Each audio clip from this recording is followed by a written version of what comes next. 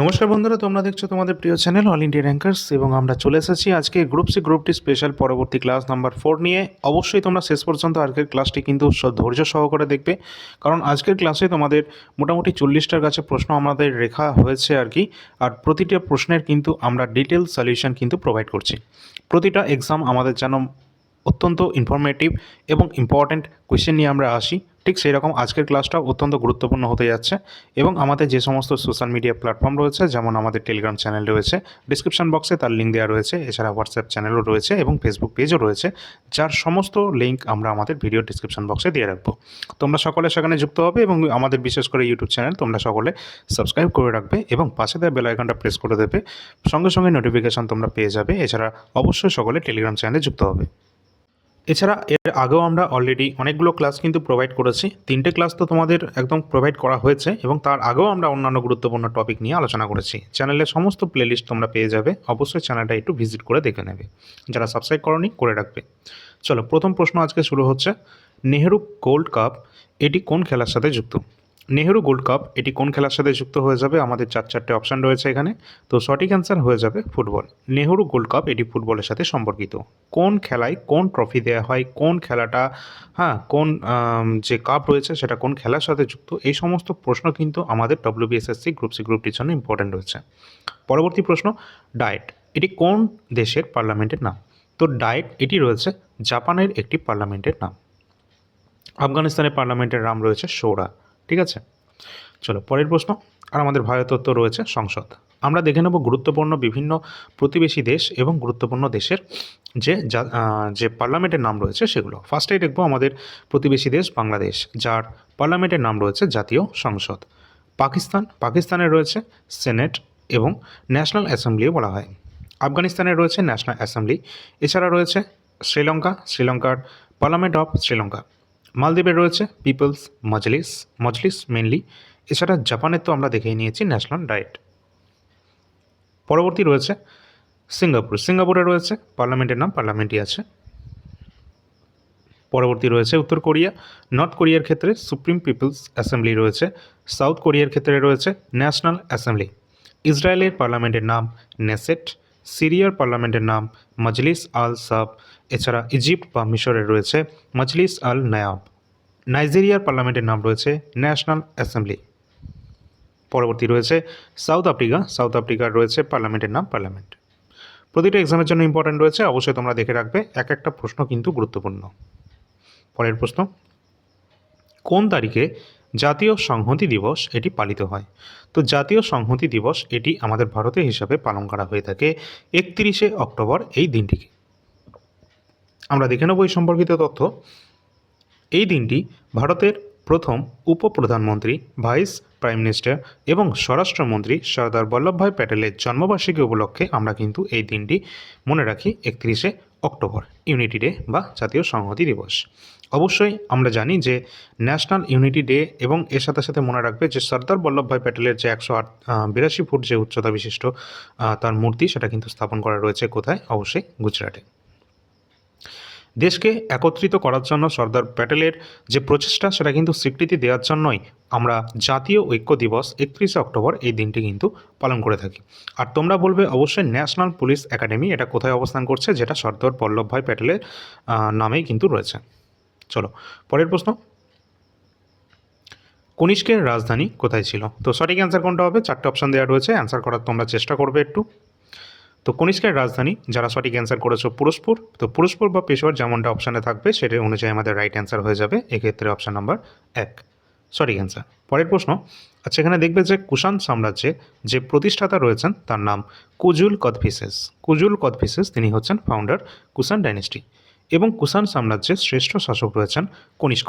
এই কনিষ্কই কিন্তু শকাব্দের সূচনা করেছিলেন 78 খ্রিস্টাব্দ থেকে।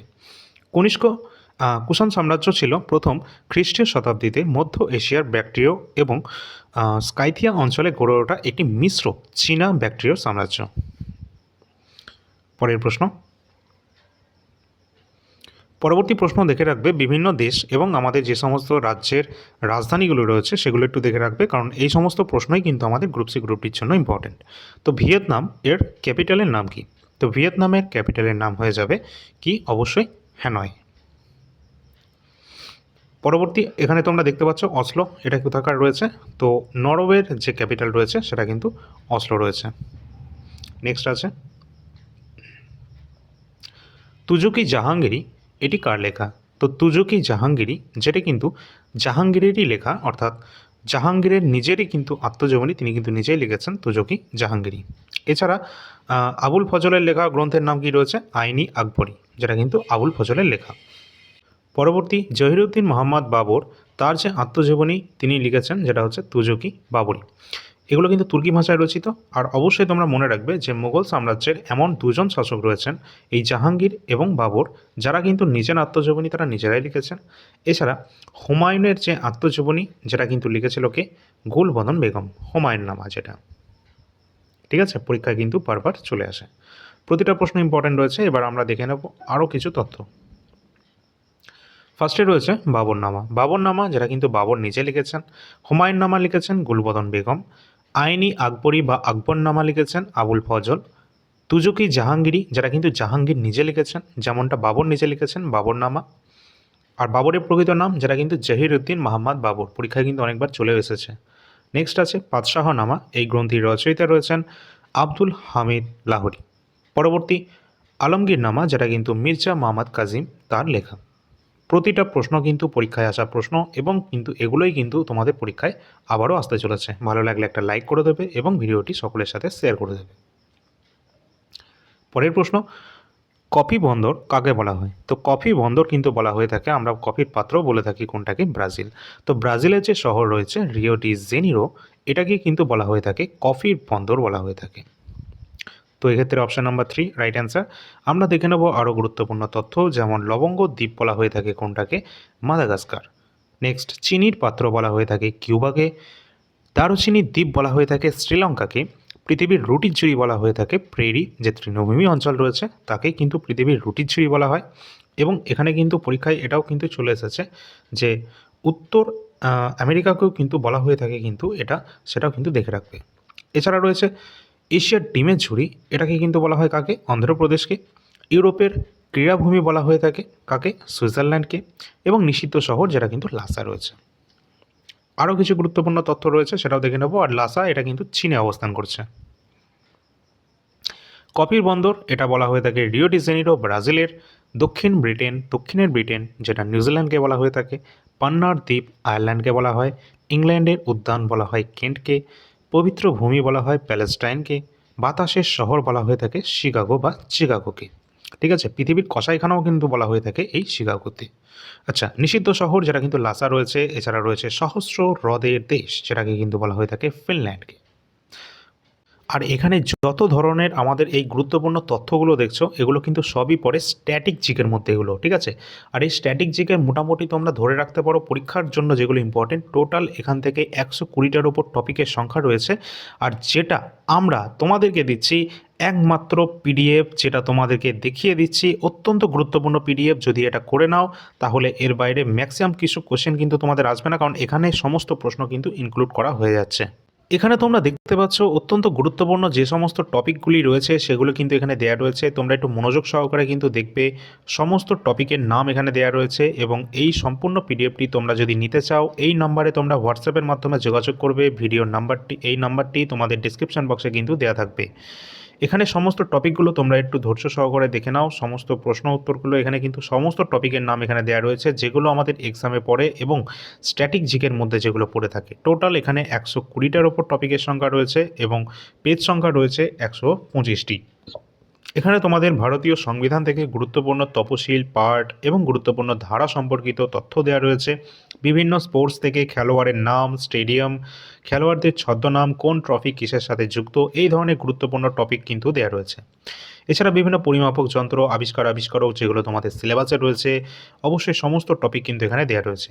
এটা কাদের জন্য গুরুত্বপূর্ণ? যারা এসএসসির এক্সাম দাও, রেলওয়ে এক্সাম দিয়ে থাকো, আমাদের রাজ্যের ডব্লিউবিএসএসসি, ডব্লিউবিপি কনস্টেবল এবং এসআইয়ের এক্সাম, তাছাড়া যারা ডব্লিউবিপিএসসির কোনো এক্সাম দিয়ে থাকো এবং ডব্লিউবিএসএসসি গ্রুপ সি গ্রুপ ডির জন্য তো অবশ্যই এটা সমানভাবে গুরুত্বপূর্ণ। সমস্ত টপিকের বিস্তারিত তথ্য তোমরা এখানে দেখতে পাচ্ছ।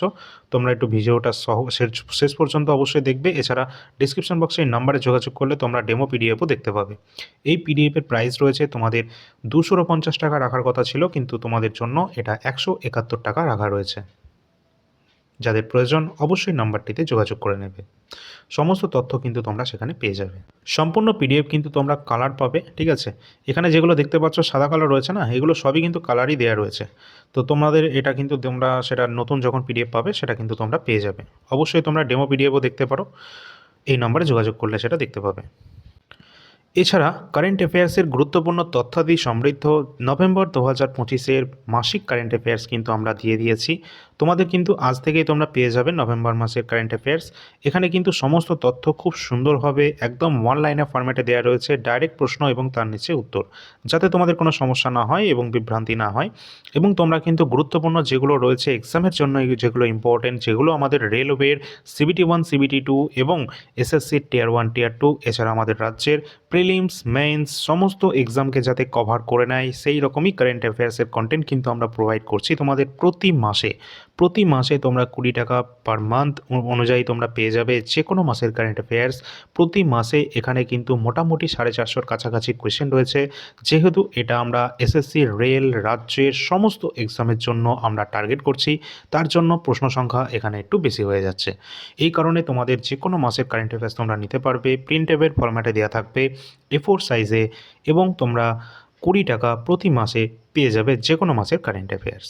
এছাড়া 2024-এর বার্ষিক যে কারেন্ট অ্যাফেয়ার্স, যেখানে 1200 কোয়েশ্চেন রয়েছে প্রতি মাসে অর্থাৎ টোটাল 100 করে কোয়েশ্চেন, 12 মাসের 1200 কোয়েশ্চেন রয়েছে, এবং জিস্ট পাবে একটি 50টা পেজের 2024-এর ক্ষেত্রে। টোটালটা 80 টাকার মধ্যে তোমরা পেয়ে যাবে। এমন কোনো পরীক্ষা নেই যেখানে ইতিহাস থেকে কোনো প্রশ্ন আসে না, আর এমন কোনো কোশ্চেন নেই যেটা এখান থেকে আসবে না। অবশ্যই তোমাদের সমস্ত যে তথ্যগুলো রয়েছে, এমনকি তোমাদের WBP recent exam, WBP SI এর রিসেন্ট এক্সাম, কলকাতা পুলিশ আগামী দিনে হতে যাচ্ছে, অবশ্যই তোমরা দেখতে পারবে যে সমস্ত প্রশ্ন ইতিহাস থেকে আসছে তার ম্যাক্সিমাম আমাদের এই পিডিএফে কিন্তু দেওয়া রয়েছে। কারণ আমাদের পিডিএফটা এমনভাবে আমরা তৈরি করেছি, ডিজাইন এমনভাবে করা হয়েছে যাতে তোমাদের পরীক্ষার জন্য ইম্পর্টেন্ট যে সমস্ত প্রশ্ন রয়েছে সেগুলোকে একদম শর্ট করে তোমাদের কিন্তু এখানে দেওয়া রয়েছে। 80টা পেজের মধ্যে প্রাচীন ভারত, মধ্য ভারত এবং আধুনিক ভারতের ইতিহাসকে টোটালি কমপ্লিট এখানে দেখানো রয়েছে। এবং এই পিডিএফটি কিন্তু তোমাদের একদম কালারিং করা রয়েছে, A4 সাইজ ফরম্যাটে দেওয়া রয়েছে, এবং প্রিন্টেবল ফরম্যাট, তোমরা প্রিন্টও করতে পারবে। শেষের দিকে রয়েছে কিছু ওয়ান শট টাইপের প্রশ্ন উত্তর, যেগুলো পড়ে গেলে আমাদের রাজ্যের WBSSC group C group D বা কলকাতা পুলিশের কনস্টেবল যে কোনো এক্সাম দাও না কেন সরাসরি তোমরা এখান থেকে কমন পেয়ে যাবে। আমাদের কাছে যে সমস্ত পিডিএফ বর্তমানে অ্যাভেলেবেল রয়েছে তার লিস্ট তোমরা এখানে দেখতে পাচ্ছ। বিশেষ করে কারেন্ট অ্যাফেয়ার্স 2025 এটা সকলের কাছে থাকা উচিত, হিস্ট্রি টোটালি কমপ্লিট, এবং কমপ্লিট স্ট্যাটিক জিকে, এই 3টে পিডিএফ এমন পিডিএফ যেগুলো কিন্তু তোমাদের যে কোনো এক্সাম তোমরা দাও না কেন, রাজ্য, কেন্দ্র, SSC, রেল, আমাদের রাজ্যের যে কোনো এক্সাম দিলেই তোমাদের এই 3টে পিডিএফ অবশ্যই গুরুত্বপূর্ণ কাজে লাগবে। এছাড়া যদি শুধুমাত্র রেলওয়ের এক্সামকে ফোকাস করো, তাহলে রেলওয়ে NTPC প্রিভিয়াস ইয়ার 2020-21-এর যেখানে 5000 কোশ্চেন পাবে, 2025-এর NTPC এক্সাম গ্র্যাজুয়েট লেভেলের, যেখানে তোমরা সাবজেক্ট ওয়াইজ কোশ্চেন পাবে। এছাড়া RPF SIও কিন্তু তোমরা সাবজেক্ট ওয়াইজ পাবে, বায়োলজি তোমরা পাবে চ্যাপ্টার ওয়াইজ, লাস্ট 10 বছরের সমস্ত রেলওয়েতে আসা প্রশ্ন উত্তর দেওয়া রয়েছে এখানে। এছাড়া SSC GD কনস্টেবল 2024 এবং 2025-এর previous year GK question shift wise Bangla ভাষাতে কিন্তু তোমরা পেয়ে যাবে। যে কোনো পিডিএফের জন্য এই নাম্বারে যোগাযোগ করবে এবং টেলিগ্রাম চ্যানেলে যুক্ত হতে ভুলবে না। চলো তাহলে পরবর্তী আমাদের প্রশ্ন উত্তর দেখা যাক। অবশ্যই তোমাদের যদি কারোর সমস্যা হয় এই সমস্ত অ্যাডের জন্য, তোমরা কিন্তু যাদের প্রয়োজন নেই তোমরা কিন্তু এই অ্যাডটা মাঝখানে যেটা আসবে সেটা স্কিপ করতে পারবে, ঠিক আছে। সেটা তোমাদের প্রয়োজন মতো তোমরা করে নেবে।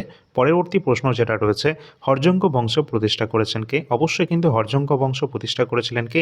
বিম্বিসার। বিম্বিসার যিনি কিন্তু এই মগধের প্রথম বংশ হর্যঙ্ক বংশের প্রতিষ্ঠা করেছেন। তিনি নিজে শ্রেণিক নামে কিন্তু পরিচিত রয়েছেন, এটাও পরীক্ষায় চলে আসে, শ্রেণীয় বা শ্রেণিক নামে পরিচিত, কারণ তিনি স্থায়ী সেনাবাহিনী তৈরি করেছিলেন। এছাড়া তারই পুত্র অজাতশত্রু তাকেই হত্যা করে সিংহাসনে বসেছিলেন, যিনি কুনিক নামে পরিচিত। পরীক্ষায় এই দুটোই প্রশ্ন কিন্তু চলে আসে। নেক্সট প্রশ্ন আছে, শৈলক্ষে বৃষ্টিপাত হয়ে থাকে কোন অঞ্চলে? অর্থাৎ শৈলক্ষে বৃষ্টিপাত যেটা হয়ে থাকে এটা পর্বতের কোন দিকে হয়ে থাকে? অবশ্যই রাইট অ্যান্সার হয়ে যাবে পর্বতের প্রতিবাদ ঢালে কিন্তু আমরা শৈলক্ষে বৃষ্টিপাত দেখতে পাই। নেক্সট প্রশ্ন আছে, ইকতা প্রথা কে প্রবর্তন করেছেন? তোমাদেরকে এখান থেকে এমন একটা প্রশ্ন, মানে দিল্লি সুলতান পড়ছে, এই টপিকটা দিল্লি সুলতানির মধ্যে পড়ছে, তার জন্য তোমাদেরকে রেকমেন্ড করব, আমরা কিন্তু আমাদের চ্যানেলে অলরেডি দিল্লি সুলতান সম্পর্কে কমপ্লিট 50 মিনিটের একটি ডিটেল ক্লাস তোমাদের প্রোভাইড করেছি। যদি ওটা করে যাও, ওর বাইরে এমন কোনো প্রশ্ন নেই যে ওর বাইরে আসবে, ঠিক আছে? যদি এই ক্লাসটা তোমরা এইভাবে সার্চ করবে Delhi sultanate by all India rankers, তাহলে তোমরা কিন্তু 50 মিনিটে সেই ক্লাসটি তোমাদের সবার আগে কিন্তু তোমরা দেখতে পাবে। এখানে ইকতা প্রথা প্রবর্তন করেছিলেন কে? অবশ্যই কিন্তু দিল্লি সুলতানের ইলতুৎমিশ, তিনি কিন্তু এই ইকতা প্রথা প্রবর্তন করেছেন। আর ইলতুৎমিশই কিন্তু ছিলেন দিল্লি সুলতানি বংশের প্রকৃত প্রতিষ্ঠাতা। পরীক্ষায় কিন্তু চলে আসে যে দিল্লি সুলতানি বংশের প্রকৃত প্রতিষ্ঠাতার নাম কি, তাহলে কিন্তু ইলতুৎমিশ হবে। যদি বলা হয় প্রতিষ্ঠাতা কে ছিলেন বা সার্বভৌম রাজা যদি বলা হয়, সেক্ষেত্রেও কিন্তু সার্বভৌম শাসক, সেক্ষেত্রেও ইলতুৎমিশই হবে। এছাড়া যদি প্রশ্ন হয় যে আমাদের দিল্লি সুলতানি বংশের প্রতিষ্ঠাতা কে ছিলেন, তাহলে কিন্তু উত্তর হবে কুতুবউদ্দিন আইবক, যিনি কিন্তু দাস বংশের একজন সুলতান, যিনি দাস বংশের প্রতিষ্ঠাতা ছিলেন। আর দাস বংশ দিয়ে শুরু হচ্ছে আমাদের দিল্লি সুলতান। আর এই কুতুবউদ্দিন আইবক তিনি কিন্তু মোহাম্মদ ঘুরির কিন্তু একজন দাস ছিলেন, ঠিক আছে? আবার কুতুবউদ্দিনের আবার দাস ছিলেন কে? ইলতুৎমিশ। এটাও কিন্তু দেখে রাখতে হবে, এই জন্য এই বংশটাকে কিন্তু দাস বংশ বলা হচ্ছে। আর কুতুবউদ্দিন আইবক তিনি কিন্তু কুতুব মিনার তৈরি করেছিলেন, আলাউদ্দিন কা ঝোপড়া তৈরি করেছিলেন, কুয়াতুল ইসলাম মসজিদ, এগুলো কিন্তু তৈরি করেছিলেন। চলো পরের প্রশ্ন, দ্য ক্যান্টারবেরি টেলস এই যে বইটি রয়েছে, এর লেখকের নাম কি? রাইট অ্যান্সার হয়ে যাবে জিওফ্রে চসার, তিনি কিন্তু এই ক্যান্টারবেরি টেলস এই বইয়ের লেখক ছিলেন। পরবর্তী আমরা দেখে নেব গুরুত্বপূর্ণ যে সমস্ত বুক অ্যান্ড অথর রয়েছে, যেগুলো আমাদের এক্সামের জন্য ইম্পর্টেন্ট। এটা কিন্তু তোমাদের সিলেবাসও রয়েছে। A brief history of time, এই বইটির লেখক রয়েছেন Stephen Hawking. Train to Pakistan, এই বইয়ের লেখক রয়েছেন Khushwant Singh. The Canterbury Tales, Chaucer. Wings of fire, এটি এপিজে আব্দুল কালামের লেখা, অত্যন্ত গুরুত্বপূর্ণ বই, অনেকবার পরীক্ষায় চলে এসেছে। এছাড়া দাস ক্যাপিটালস রয়েছে কার্ল মার্কসের। গালিভার ট্রাভেলস, এটি রয়েছে জোনাথন সুইফটের। পরবর্তী রয়েছে লং ওয়াক টু ফ্রিডম, যেটি রয়েছে নেলসন ম্যান্ডেলার। এখানে যে কটা বুক অ্যান্ড অথর নিয়ে আলোচনা হয়েছে, পরীক্ষায় ম্যাক্সিমাম টাইপ, মানে কি বলবো, এগুলো কোনো মানে গোনা যাবে না। এসএসসিতে এসেছে, রেলওয়েতে এসেছে, বিভিন্ন রাজ্যের এক্সামে এসেছে, আমাদের ওয়েস্ট বেঙ্গলের রিপিটেড অনেকবার কিন্তু পরীক্ষায় কিন্তু চলে এসেছে। এগুলোই কিন্তু আবার আসতে চলেছে, ঠিক আছে? পরবর্তী প্রশ্ন, খারিফ শস্য কোন সময় বপন করা হয়? তো খারিফ শস্য যেটা কিন্তু বোনা হয়ে থাকে জুন থেকে জুলাইয়ের মধ্যে।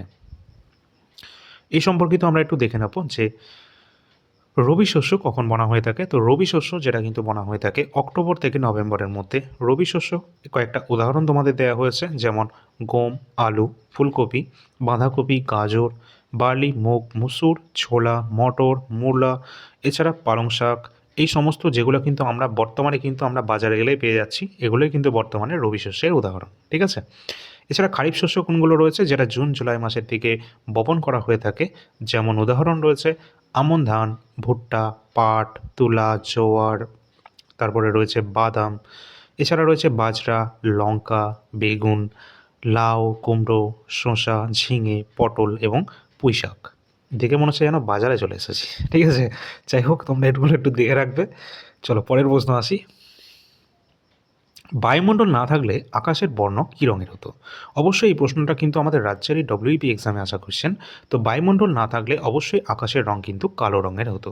অবশ্যই এই ধরনের প্রশ্ন আসে যে আমরা কিন্তু পৃথিবী থেকে দেখতে পাচ্ছি যে আকাশটা তোমাদের সবুজ সবুজ লাগছে, নীল নীল লাগছে, সরি নীল নীল লাগছে, সবুজ কখন হলো? যাই হোক, তো এখানে কিন্তু আমরা যদি ইন্টারন্যাশনাল স্পেস স্টেশন, যেটা কিন্তু ভূপৃষ্ঠ থেকে প্রায় 400 কিলোমিটার উপরে অবস্থান করছে, সেখান থেকে যদি আমরা দেখতে পাই, ঠিক আছে, সেক্ষেত্রে কিন্তু আকাশটা কিন্তু পুরো কালো রঙের দেখায়, ঠিক আছে? সেখানে কিন্তু কোনো রকম নীল রঙের কিন্তু দেখায় না। চলো পরের প্রশ্ন দেখি,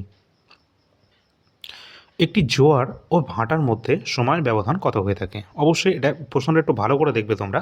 বলা হয়েছে একটি জোয়ার অথবা একটি ভাটার মধ্যে সময়ের ব্যবধান কত হয়ে থাকে। আমরা জানি প্রতি 6 ঘন্টা পরপর কিন্তু একটা জোয়ার এবং একটা ভাটার মধ্যে কিন্তু ডিফারেন্স কিন্তু হয়ে থাকে, তাই না? তো এক্ষেত্রে বলা হচ্ছে একটা জোয়ারের সাথে একটা জোয়ারের যে ডিফারেন্স, অথবা একটা ভাটার সাথে একটা ভাটার ডিফারেন্স কত হতে পারে। তো সেক্ষেত্রে কিন্তু তোমাদের এক্ষেত্রে একটা জোয়ার ভাটার মধ্যে ডিফারেন্স কত হচ্ছে, 6 ঘন্টা 13 মিনিটের কাছাকাছি।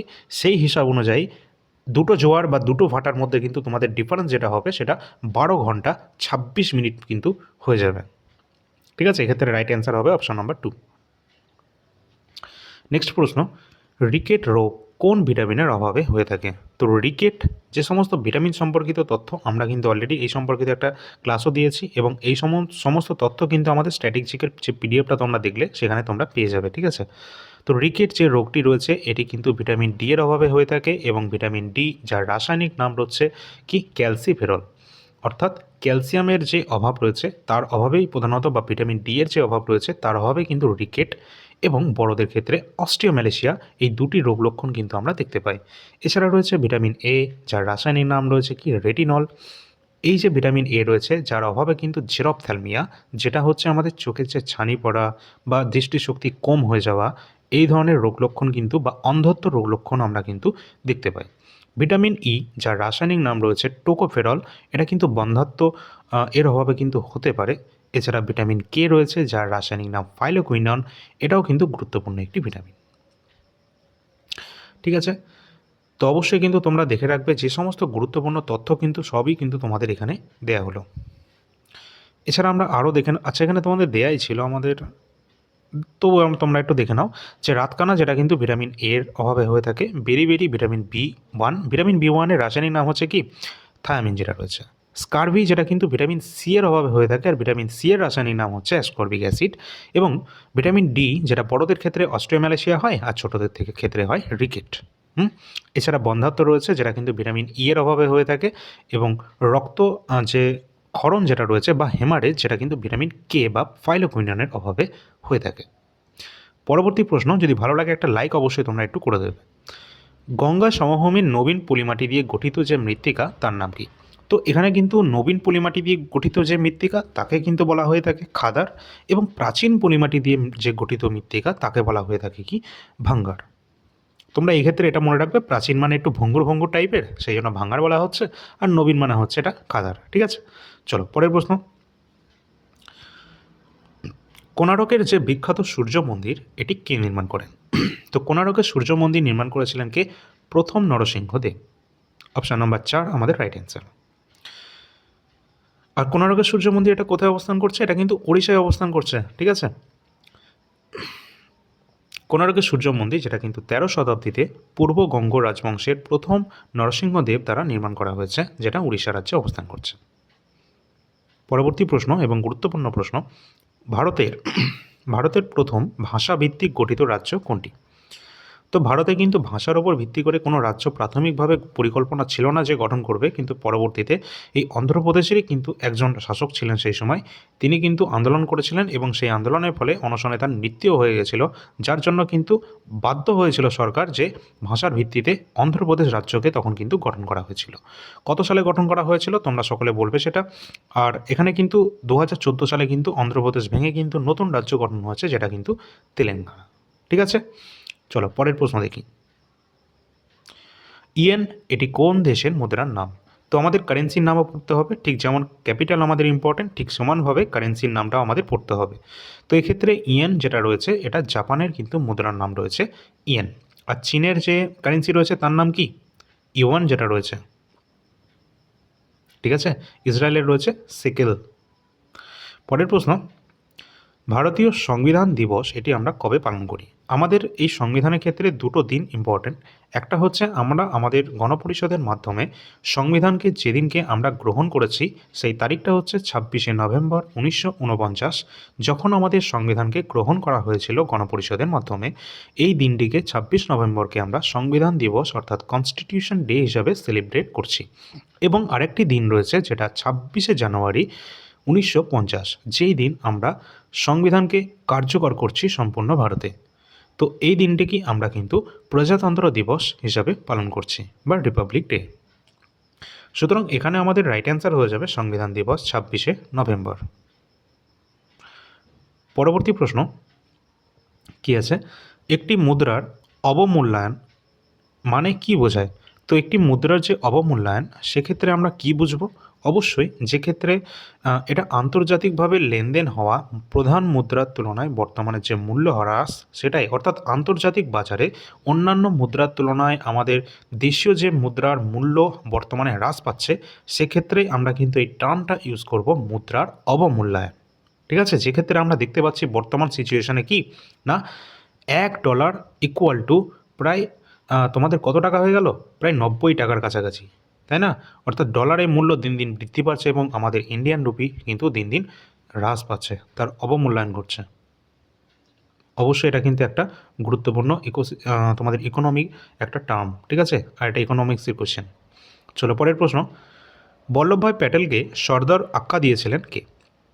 প্রধানত বল্লভভাই প্যাটেলকে সর্দার উপাধিতে ভূষিত করেছিলেন বারদৌলি যে আন্দোলন হয়েছিল সেখানকার কৃষক বা রমণীরা যারা ছিলেন তারাই কিন্তু সর্দার বল্লভভাই প্যাটেলকে আর কি সর্দার উপাধি দিয়েছিলেন, কিন্তু পরবর্তীকালে মহাত্মা গান্ধীও তাকে কিন্তু সর্দার উপাধিতে ভূষিত করেছিলেন। সুতরাং অপশান অনুসারে আমাদের রাইট অ্যান্সার অপশান নম্বর 1 হয়ে যাবে। পরের প্রশ্ন, বিশ্বের প্রথম ইলেকট্রনিক ডিজিটাল কম্পিউটারের নাম কি? তো বিশ্বের প্রথম ইলেকট্রনিক ডিজিটাল কম্পিউটারের নাম হয়ে যাবে আমাদের, তো অপশান যেমন দেওয়া রয়েছে এক্ষেত্রে কোনোটাই রাইট অ্যান্সার হবে না। তো রাইট অ্যান্সার যেটা হবে ENIAC, এই যেটি রয়েছে এটি হচ্ছে বিশ্বের প্রথম ইলেকট্রনিক ডিজিটাল কম্পিউটারের নাম। পরবর্তী প্রশ্ন আছে, আন্নামালায় যে বন্যপ্রাণী অভয়ারণ্য এটি কোথায় অবস্থান করছে? তো আন্নামালাই বন্যপ্রাণী বা ওয়াইল্ড লাইফ স্যাঞ্চুরি কোথায় অবস্থান করছে? এই তামিলনাড়ুতে। তোমাদেরকে অবশ্যই বলবো, বারবার বলবো যে আমাদের যে স্ট্র্যাটেজিকের পিডিএফটি রয়েছে সেটা কিন্তু সকলে পারবে, চেষ্টা করবে নিয়ে নেওয়ার, কারণ এখান থেকে গুরুত্বপূর্ণ সমস্ত তথ্য দেওয়া রয়েছে, যেমন আমাদের wildlife sanctuary, UNESCO world heritage site, Ramsar site, national park, গুরুত্বপূর্ণ যে সমস্ত তথ্য, সেটা ক্যাপিটাল কারেন্সি হোক বা অন্যান্য গুরুত্বপূর্ণ তথ্য, সব কিন্তু ওখানে দেওয়া রয়েছে। চলো পরবর্তী আমরা দেখব যে সোনাই রূপাই যে অভয়ারণ্য রয়েছে যেটা আসাম রাজ্যে অবস্থান করছে, চন্দ্রপ্রভা অভয়ারণ্য উত্তরপ্রদেশে অবস্থান করছে, দাচিগ্রাম অভয়ারণ্য রয়েছে যেটা জম্মু অ্যান্ড কাশ্মীরে অবস্থান করছে, পরবর্তী রয়েছে আচানাকমার অভয়ারণ্য যেটা ছত্তিশগড় রাজ্যে, গৌতম বুদ্ধ অভয়ারণ্য রয়েছে যেটা বিহারে, ভিতরকণিকা অভয়ারণ্য এটি উড়িষ্যা রাজ্যে অবস্থান করছে, পরবর্তী রয়েছে মালাবার অভয়ারণ্য যেটা কেরালা রাজ্যে অবস্থান করছে, নেক্সট গিরনার জাতীয় উদ্যান বা গিরনার অভয়ারণ্য যেটা গুজরাটে অবস্থান করছে, দান্দেলি অভয়ারণ্য যেটা কর্ণাটকে, এবং পাঁচমারি অভয়ারণ্য রয়েছে মধ্যপ্রদেশে, পেরিয়ার অভয়ারণ্য রয়েছে কেরালাতে। এই সম্পূর্ণ গুরুত্বপূর্ণ তথ্যগুলো একটু দেখে রাখবে। পরের প্রশ্ন, সর্বপ্রথম কোন দেশ সংবিধান রচনা করেছিল? সর্বপ্রথম কোন দেশ তাদের সংবিধানকে রচনা করেছিল? যেটা কিন্তু আমেরিকা যুক্তরাষ্ট্র, অপশান নাম্বার 3 রাইট অ্যান্সার। পরের প্রশ্ন, হিমোগ্লোবিনের মুখ্য উপাদান হলো কোনটি? আমাদের যে রক্তের রং লাল হয়ে থাকে কেন? কারণ রক্তের রংটা লাল হয়ে থাকে এই হিমোগ্লোবিনের জন্য। হিমোগ্লোবিনের পরিমাণ যতটা বেশি ততটা রক্তের রং লাল হবে, তাই তো? আর এই হিমোগ্লোবিনের মধ্যে যে প্রধান উপাদান রয়েছে সেটা হচ্ছে কোনটা? আয়রন, যেটা কিন্তু আমরা সবুজ শাকসবজি, বিশেষ করে বর্তমানে আমরা যে বাজারে রবি শস্য যেটা পাচ্ছি, কোনটা একটু আগে যেমন বললাম না যে বাজারে বলছিলাম, তো বাজারে এক ধরনের শাক পাচ্ছি যেটা হচ্ছে পালং শাক, এখন প্রচুর পরিমাণে আমরা পাবো, যেখানে প্রচুর পরিমাণে আমরা কিন্তু আয়রন কিন্তু পেয়ে যাব, যেটা আমাদের রক্তের হিমোগ্লোবিনের জন্য অত্যন্ত গুরুত্বপূর্ণ এবং আবশ্যক উপাদান। চলো পরবর্তী প্রশ্ন দেখি। সকলে কিন্তু অবশ্যই চেষ্টা করবে শাকসবজি বিশেষ বেশি নেওয়ার, ঠিক আছে? তো এখানে রয়েছে কি, হিমোগ্লোবিন একটি মেরুদণ্ডী প্রাণীদের লোহিত রক্ত, হ্যাঁ, আর একটা প্রশ্ন, আমাদের যে লোহিত রক্তকণিকা রয়েছে না, যেটার আয়ুষ্কাল কিন্তু হয়ে থাকে 120 দিন, রেড ব্লাড সেল, আর এই যে রেড ব্লাড সেল রয়েছে এটা আমাদের শরীরের কোন জায়গায় তৈরি হয়, এর উৎস কোথায়? তো এটা কি বলতে পারবে? এটা পরীক্ষায় অলরেডি চলে এসেছে আমাদের রাজ্যে এক্সামে। এটা কিন্তু আমাদের যে মেরুদণ্ডের যে হাড় রয়েছে, যে কশেরুকাগুলো রয়েছে, সেই নিচের দিকে কিন্তু, অর্থাৎ মেরুদণ্ডে প্রাণীদের, আমাদের শরীরের যে মেরুদণ্ড রয়েছে সেই অস্থিমজ্জায় আমাদের এই লোহিত রক্তকণিকা কিন্তু তৈরি হয়, ঠিক আছে? আর কিছু অমেরুদণ্ডী প্রাণীর যাদের কলাকোষ যেগুলো রয়েছে সেখানে কিন্তু এটি পাওয়া যায়, ঠিক আছে? চলো পরের প্রশ্ন দেখি। মানব শরীরের বৃহত্তম গ্রন্থি কোনটি? তো ভালো করে প্রশ্নটা দেখবে এবং অপশানগুলোও দেখবে। বলা হয়েছে মানবদেহের বৃহত্তম গ্রন্থি কোনটি? তো এক্ষেত্রে রাইট অ্যান্সার হয়ে যাবে যকৃৎ, ঠিক আছে? আর যদি বলা হতো মানব শরীরের বৃহত্তম অঙ্গ কোনটা, সেক্ষেত্রে ত্বক হয়ে যেত, কিন্তু এখানে বলা হয়েছে গ্রন্থি, সুতরাং যকৃৎ রাইট অ্যান্সার হবে। নেক্সট প্রশ্ন, পারসেক এককটি দিয়ে কি পরিমাপ করা হয়ে থাকে? তো পারসেক একটি দূরত্ব মাপার একক। আর মহাকর্ষীয় যে সমস্ত দূরত্বগুলো রয়েছে, অর্থাৎ একটা গ্রহের থেকে একটা গ্রহ কতটা দূরত্বে অবস্থান করছে, তাহলে কি আমরা ফিতে দিয়ে মাপতে যাব না, এক্ষেত্রে আনুমানিক কিন্তু একটা একক রয়েছে যেটা হচ্ছে পারসেক। এটা কিন্তু ইউজ করা হয়ে থাকে যে সমস্ত আমাদের মহাকর্ষীয় যে সমস্ত গ্রহ, প্ল্যানেটস, আমাদের যে স্যাটেলাইটগুলো রয়েছে, ঠিক আছে, এদের মধ্যে যে দূরত্ব সেটা কিন্তু মাপার জন্য পারসেক রয়েছে। এটা কিন্তু সবথেকে বড় একক এখনও পর্যন্ত। এবং আরেকটি একক রয়েছে, যদিও সেটা কিন্তু আমাদের অপশানে নেই, এই মহাকর্ষীয় দূরত্বের জায়গায় যদি আমাদের অপশান থাকতো লাইট ইয়ার বা আলোকবর্ষ, সেটাও কিন্তু আমাদের রাইট অ্যান্সার হতে পারত। চলো পরের প্রশ্ন দেখি।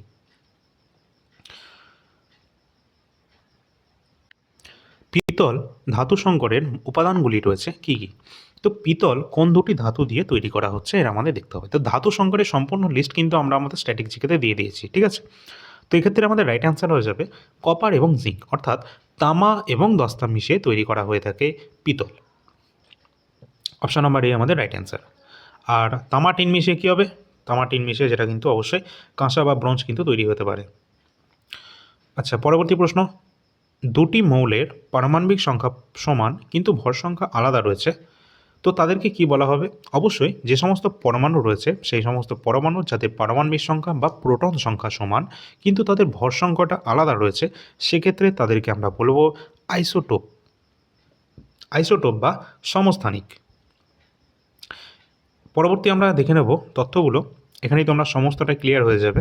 যেমন একই মৌলের যে সমস্ত পরমাণুর পারমাণবিক সংখ্যা বা প্রোটন সংখ্যা সমান থাকে কিন্তু তাদের ভর সংখ্যাটা আলাদা, সেক্ষেত্রে আইসোটোপ তাদেরকে আমরা বলবো। যেমন হাইড্রোজেনের 3টি আইসোটোপ আছে, কোনগুলো? একটা হচ্ছে সাধারণ হাইড্রোজেন, যেটা কিন্তু এইজের এক হচ্ছে আমাদের প্রোটন সংখ্যা, আবার এক হচ্ছে আমাদের ভর সংখ্যা।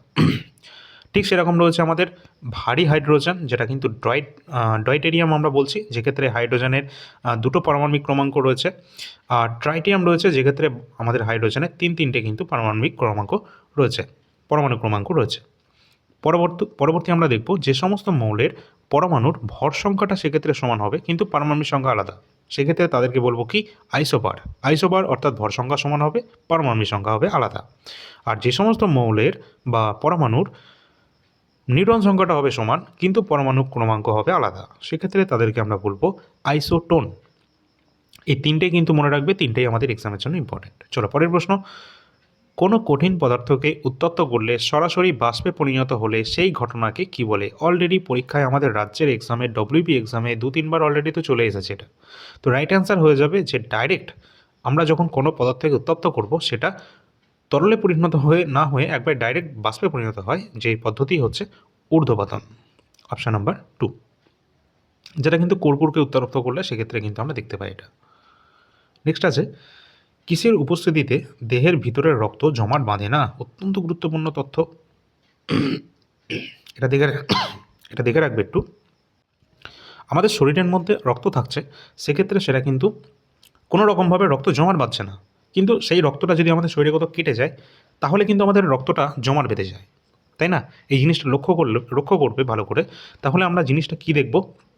যে আমাদের শরীরে নিশ্চয়ই এমন কোনো উপাদান রয়েছে যার জন্য সেই রক্তটা জমাট বাঁধছে না। সেই উপাদানটার নাম কি? হেপারিন। হেপারিন এমন একটি উপাদান যার জন্য আমাদের শরীরের মধ্যে থাকা রক্তটি জমাট বাঁধে না। কিন্তু আর এমন একটা ভিটামিন রয়েছে যার অভাবে কিন্তু আমাদের যে তোমাদের যে কোনো জায়গায় কেটে গেলে সেই স্থানে কিন্তু সরাসরি ডাইরেক্ট কী হয়? রক্তটা জমাট বেঁধে যায়। এটা কোন ভিটামিনের কাজ রয়েছে? তোমরা যদি ভালো করে ক্লাসটা দেখে থাকো তাহলে অবশ্যই তোমরা পারবে। এক্ষেত্রে কিন্তু আমাদের যে ভিটামিন কে রয়েছে না, সেক্ষেত্রে কিন্তু এটা মুখ্য ভূমিকা কিন্তু পালন করে। চলো পরের প্রশ্ন দেখি। মেরি কম ইনি কোন খেলার সাথে সম্পর্কিত বা যুক্ত রয়েছেন? তো মেরি কমকে আমরা প্রায় সকলেই জানি, তিনি কিন্তু একজন প্রফেশনাল বক্সিং প্লেয়ার, ঠিক আছে?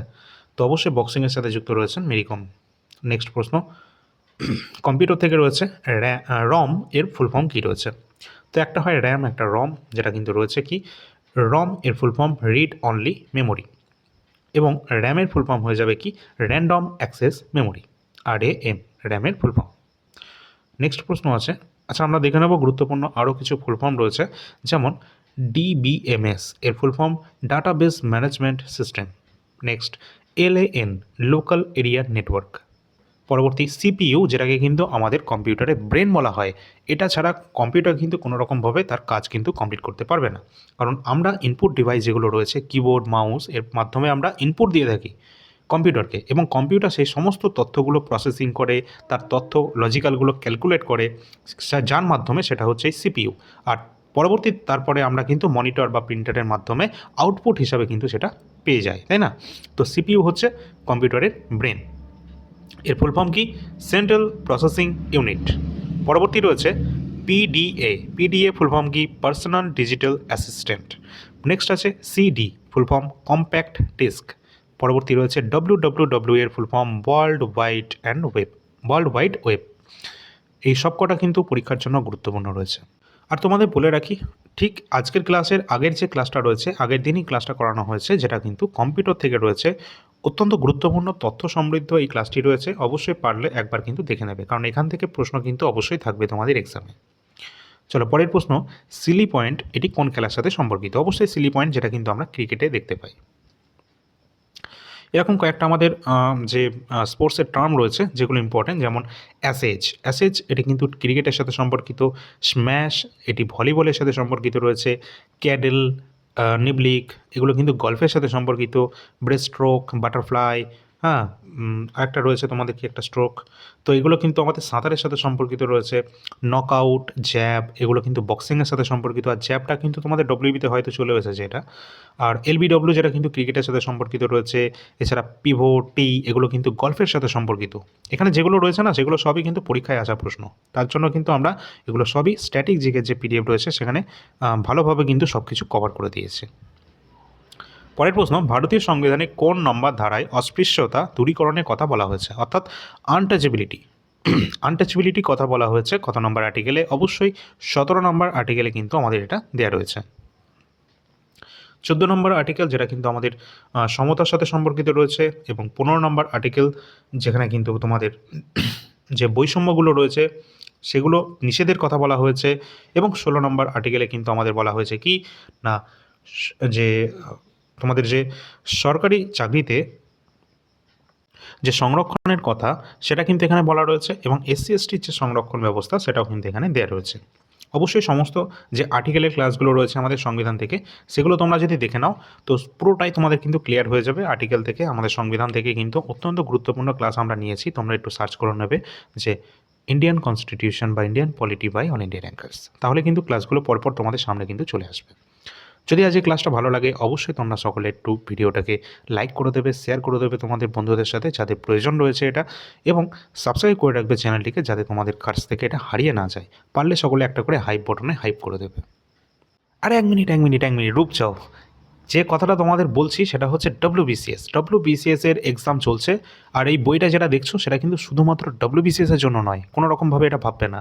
এটা গ্রুপ সি গ্রুপ ডির জন্য ইম্পর্টেন্ট, এটা পুলিশের এক্সামের জন্য ইম্পর্টেন্ট, এটা পিএসসি সমস্ত এক্সাম এবং আমাদের রাজ্য কেন্দ্র সমস্ত এক্সামের জন্য সমানভাবে গুরুত্বপূর্ণ একটি বই, যেটা ডব্লিউবিসিএস ম্যানুয়াল যে বইটি রয়েছে নিতিন সিংহানিয়া স্যারের একদম নতুন এডিশন, 10ম এডিশন, 2026-এর লেটেস্ট এডিশন রয়েছে বাংলা ভাষায়। সবথেকে বড় কথা, বাংলা ভাষায় তোমরা পাচ্ছ, এবং এর থেকে সুন্দর কোনো বই বাংলা ভাষায় তোমরা কিন্তু পাবে না এখনও পর্যন্ত। এই বইটা একটু প্রাইসটা বেশি হলেও তোমরা নিয়ে নেওয়ার চেষ্টা করবে, কারণ এটা যদি পড়ে নাও ডব্লিউবিসিএসের প্রিলিমস তো ভালোভাবে ক্লিয়ার হবে, তার সাথে মেন্সও তোমরা কিন্তু অনেকটাই কভার হয়ে যাবে তোমাদের, এবং আমাদের রাজ্যের অন্যান্য যে সমস্ত ওয়ান ডে কম্পিটিটিভ এক্সাম রয়েছে সেগুলো 100% তোমরা জিকে সেকশানে স্ট্রং হয়ে যাবে একদম, ঠিক আছে? তো বইয়ের লিঙ্ক ভিডিও ডিসক্রিপশন বক্সে রয়েছে, সেখান থেকে তোমরা কিনে নিতে পারবে। এছাড়া ডব্লিউবিএসএসসি গ্রুপ সি গ্রুপ ডির জন্য ম্যাথের যে বইটা রয়েছে সেটা সুবীর দাসের ছায়া কম্পিটিটিভ ম্যাথমেটিক্স, এই বইটা বাংলা ভাষায় রয়েছে, ভালো বই, অবশ্যই তোমরা কিন্তু নিতে পারো। ডিসক্রিপশন বক্সে লিঙ্ক দেওয়া রয়েছে।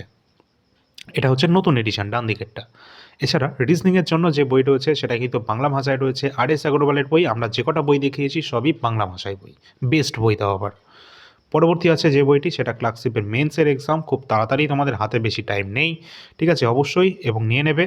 কলকাতা পুলিশের এসআই, ডব্লিউপিএসআইয়ের জন্য গুরুত্বপূর্ণ এটা রয়েছে, এবং মিসলিনিয়াসের জন্য তো অবশ্যই। তো সমস্ত বইয়ের লিঙ্ক ভিডিও ডিসক্রিপশন বক্সে তোমরা কিন্তু পেয়ে যাবে, নিয়ে নেওয়ার চেষ্টা করবে, বিশেষ করে ডব্লিউবিসিএসের ম্যানুয়াল এই বইটি।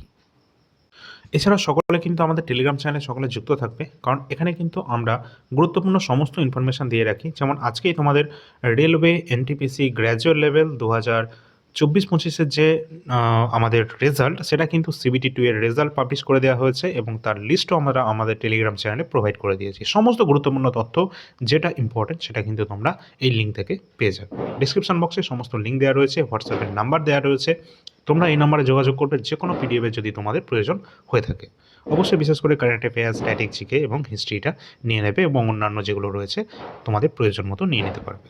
তো চলো দেখা হচ্ছে পরবর্তী ক্লাসে। আগের ক্লাসগুলো দেখে না থাকলে দেখে রাখবে, ভিডিওটা লাইক করে দেবে। দেখা হচ্ছে পরবর্তী ক্লাসে। ধন্যবাদ।